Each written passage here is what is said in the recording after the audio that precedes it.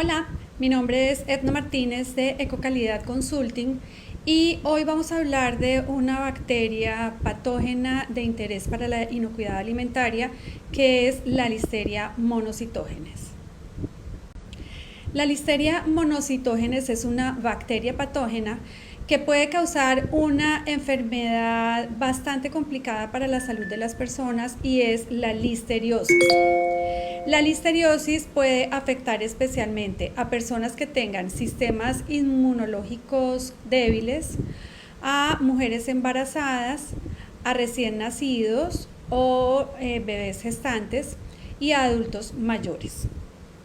¿Cuáles son las características de Listeria monocytogenes? Es una bacteria gram positiva. Esto favorece mucho el que se desarrolle en diferentes tipos de ambientes, que se le facilite su desarrollo incluso en condiciones adversas y le facilita también crecer tanto en ambientes húmedos como en ambientes secos durante largos periodos de tiempo, manteniéndose viva. Tiene la facilidad de moverse fácilmente por ambientes acuosos porque tiene flagelos como parte de su estructura.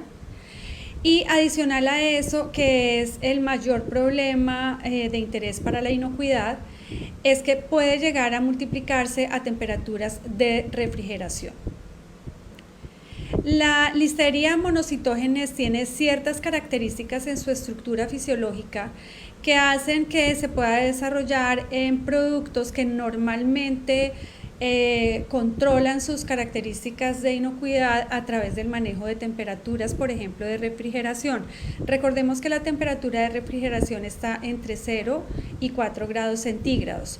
Sin embargo, es muy normal encontrar en el mercado temperaturas hasta de 6 grados centígrados, por ejemplo, en el caso del transporte de alimentos, pero también, por ejemplo, en los puntos de venta o en ciertas industrias en donde los equipos son obsoletos un poco o les falta mantenimiento, pueden llegar a haber temperaturas hasta de 8, 10, 12 grados centígrados. Obviamente, estas temperaturas facilitan el desarrollo de Listeria monocytogenes, pero incluso teniendo temperaturas de 0 a 4 grados, la listeria puede llegar a desarrollarse. ¿Por qué? Porque tiene una pared celular que le da mucha resistencia a esos cambios de ambiente que normalmente son van en contra del crecimiento bacteriano. Tiene en su estructura ciertas condiciones que hacen que pueda llegar a mantenerse en temperaturas de refrigeración y adicional a eso, no solo en su estructura sino a nivel metabólico, se adapta fácilmente incluso a condiciones adversas de temperatura o de niveles de agua, manteniéndose con la facilidad de multiplicarse incluso en temperaturas que normalmente no son fáciles para otro tipo de microorganismos. ¿En dónde se encuentra la Listeria monocytogenes? Principalmente en suelo y agua. También se encuentra, digamos que a nivel de los alimentos, se encuentra mucho en alimentos que son crudos. Entonces, por ejemplo, las leches crudas, los lácteos que son hechos de leche cruda y que no son pasteurizados, las carnes, pescados que no son cocidos, y las verduras, pues obviamente cuando se consumen crudas, o las frutas que se consumen crudas, si no se lavan y se almacenan correctamente, pueden llegar a tener presencia de Listeria monocytogenes. La Listeria monocytogenes tiene otra característica y es que se puede transferir de la madre al feto durante el embarazo. Bueno, ¿qué puede causar la listeria? Lo que normalmente hace es causar la listeriosis, que está, los síntomas primarios son fiebre, dolor muscular, náuseas y diarrea. Normalmente estos síntomas se pueden presentar 24 o 48 horas después de haberse ingerido el alimento, entonces a veces no es muy fácil asociar la intoxicación o los síntomas de enfermedad que se tienen debido a que se pueden presentar 1, 2, 3 días después de que se haya ingerido el alimento que contenía la Listeria monocytogenes. Hay otros casos que son más delicados en los que puede llegar a afectar el sistema nervioso, pueden causar sepsis o meningoencefalitis. Y además en mujeres embarazadas, que es pues otro tema bastante delicado, pueden llegar a causar abortos, partos prematuros o infecciones a los neonatos. Bueno, hemos buscado algunos casos de recall que se hayan presentado en este 2023 y consultamos, a mí me gusta mucho consultar la página RASFF de la Unión Europea y las páginas de los Estados Unidos. En este caso consultamos la página del Centro de Control y Prevención de Enfermedades, cuya sigla es CDC de los Estados Unidos. Entonces, ¿qué encontramos acá? Y estos son algunos ejemplos. En este año, por ejemplo, se han tenido casos, digamos que cuando uno mira la lista de los casos serios, porque cuando yo hago las estadísticas normalmente busco los casos serios, por ejemplo, que se han presentado en la Unión Europea. No sé, digamos que se presentan 1000 algo de casos en total. Realmente los casos que se han tenido de listeria no son el gran volumen. El gran volumen puede estar asociado con alérgenos, por ejemplo. El gran volumen puede estar asociado con contaminación química por pesticidas, en el caso de frutas, verduras, nueces, etcétera. Y digamos que a nivel microbiológico, la bacteria que más incide en casos de recall es Salmonella. Sin embargo, Listeria monocytogenes, aunque se ha hecho mucho trabajo para controlarla, porque a veces no es tan fácil controlarla cuando ya se presenta, siguen presentándose casos. Entonces, por ejemplo, tomé productos que se han fabricado en Francia, que han presentado contaminación. Están en la línea de los quesos, están en la línea de la mantequilla, las salchichas, la lechuga, el salmón ahumado congelado. Por ejemplo, casos en Holanda de productos que se fabrican en Holanda que han tenido presencia de Listeria monocytogenes. Está el hummus, la focaccia, el carpaccio y las ensaladas fabricadas en Holanda. Digamos que la mayor cantidad de casos han sido por listeria en productos fabricados en Francia, sobre todo quesos, pero pues acá les traje como cierta variedad de productos para que como que tengamos en cuenta un poquito el marco en el que se pueden encontrar. Por ejemplo, casos en Italia están igual, quesos, sobre todo quesos que se hacen de forma más casera. En este momento estamos volviendo a esa tendencia de los productos que son más artesanales, que son como hechos con la tradición. Entonces, por ejemplo, se han presentado algunos casos de presencia de listeria en este tipo de productos, en salchichas, en prosciutto y en algunas ensaladas. En el caso de los Estados Unidos, en este año se han reportado, digamos que 2 casos por el Centro de Control y Prevención de Enfermedades que han tenido personas afectadas. En el caso de los helados, hubo una marca que tuvo un caso en septiembre de presencia de listeria. La lista de productos reportados con potencial presencia de listeria es larguísima y en este caso se han reportado hasta ahora 2 personas enfermas por listeriosis y esas 2 personas han requerido hospitalización. En el caso de una mezcla de lechugas, se reportaron 19 personas enfermas y hubo 18 casos de hospitalización por listeriosis.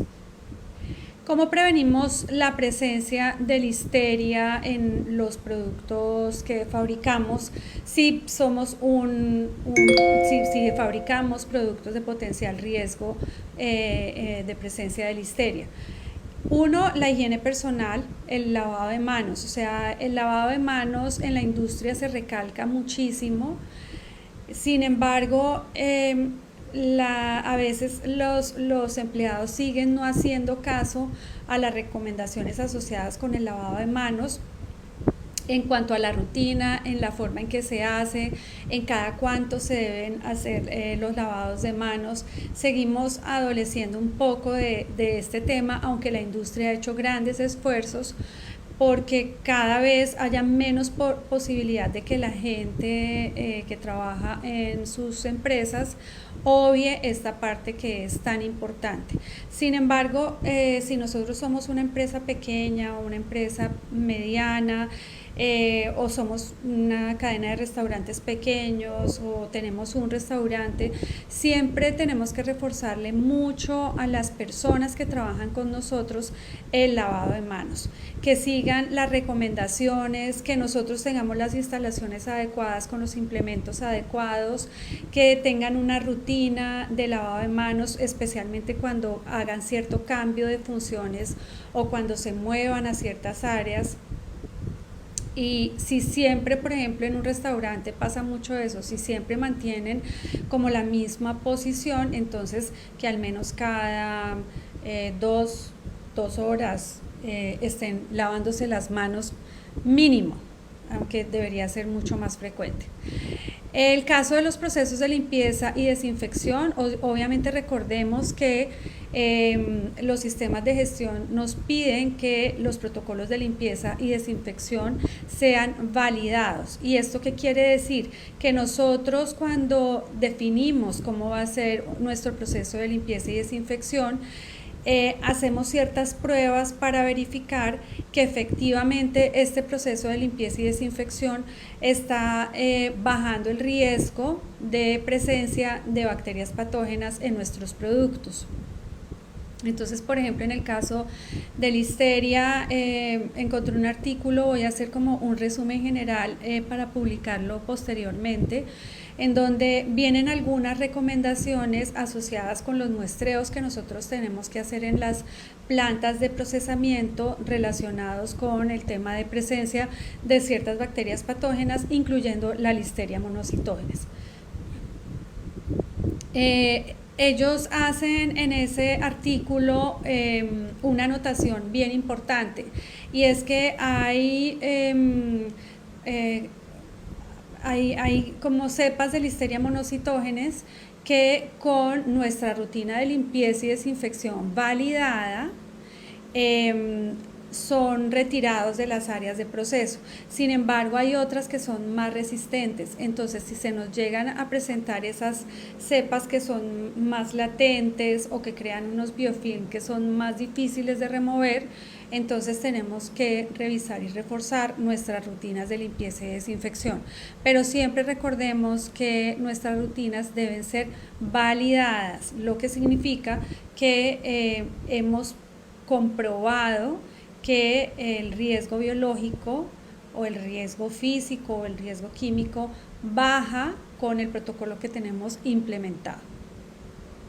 En el caso del lavado de frutas y verduras crudas, como vemos, por ejemplo, el caso de los Estados Unidos, que tuvo varias hospitalizaciones, y pues un caso de listeriosis para requerir hospitalización quiere decir que puede llegar a haber tenido la persona síntomas delicados.